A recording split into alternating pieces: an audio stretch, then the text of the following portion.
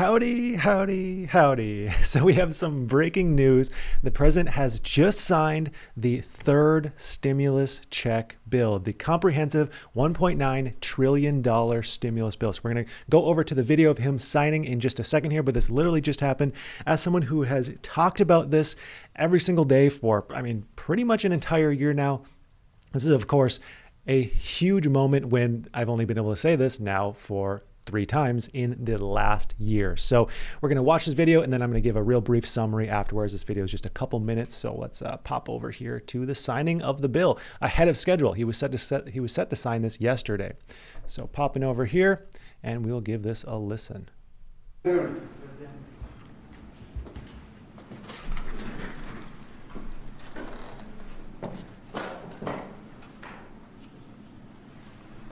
you for coming in.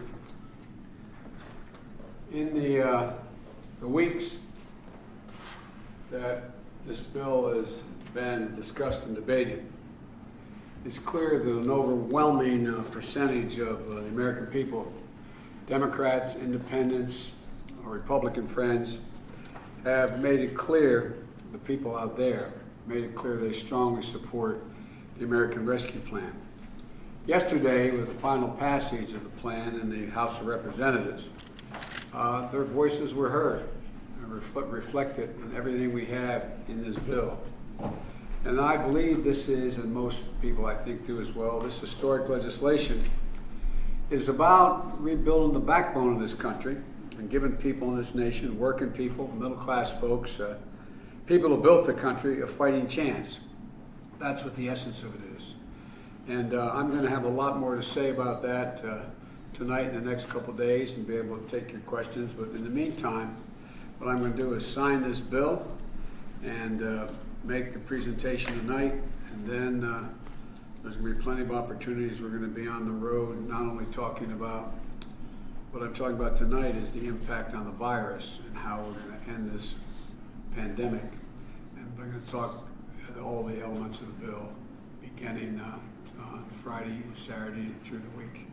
So, thank you for being here.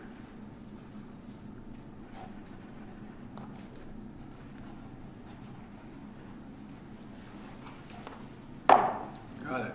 Thank you all. Appreciate it. Thank you guys. Thank you. Thank you guys for coming. Thank you guys. Thank you. Thank you.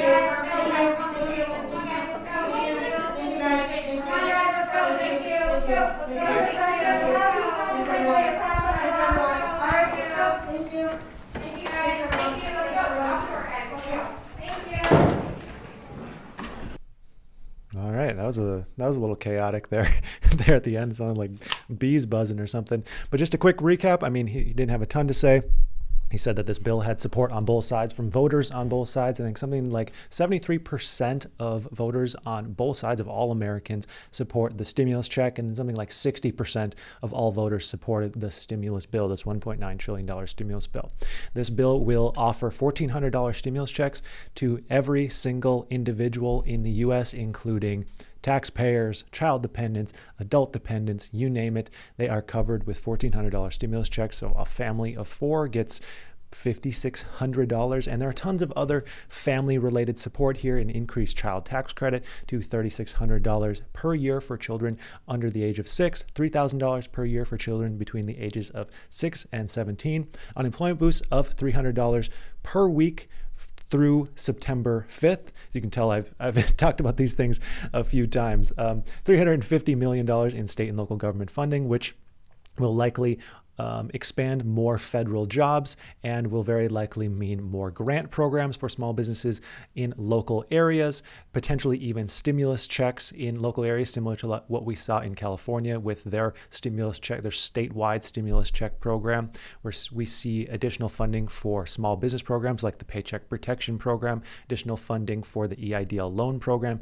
We don't have a change yet to extend the date of the Paycheck Protection Program, and this is because, unfortunately, through budget reconciliation, they weren't able to extend the deadline of the PPP because it didn't have a significant impact on the budget. So we're looking to see an extension there with another bill through Congress very soon before this ends on the 31st. So if you haven't applied for the PPP yet, absolutely apply as soon as possible. There's a link down in the description below. If you haven't applied, you want to do so as soon as you possibly can. Also with the EIDL grant and loan program, we don't have a change yet where people can apply for the EIDL grant if they haven't already before December 27th, 2020. If you did apply beforehand, check your email inbox because you chances are will have the opportunity to increase your grant size from $1,000 or $2,000 or whatever you received, increase that up to $10,000 as long as you hit the other criteria like living in a low income area and showing gross receipt declines of 30% or more on an 8-week period compared to the 8-week period beforehand.